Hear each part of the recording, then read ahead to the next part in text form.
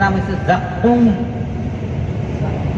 কিয়ামতের দিন জাহান্নামীদের এই জাক্কুম গাছ খাবে নাকি দিব, যার ভিতরে খালি কাটা আর কাটা,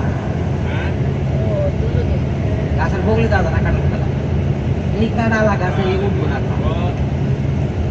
আর কিয়ামতের দিন এই জাক্কুম গাছ মানুষকে খাবে।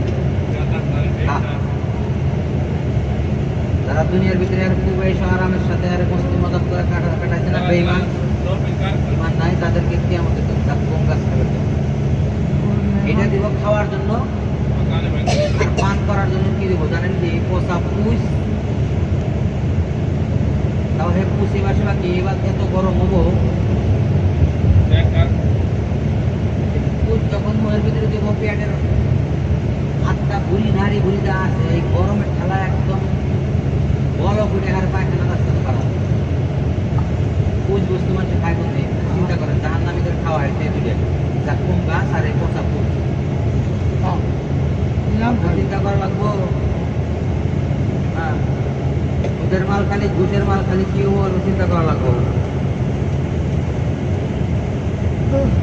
আজকাল আঙ্গর দেশের ভিতরে গ্রামের দেওয়ানি বড় সুদারু, বড় খুশারু, অতি বলে বড় আর দেওয়ানি।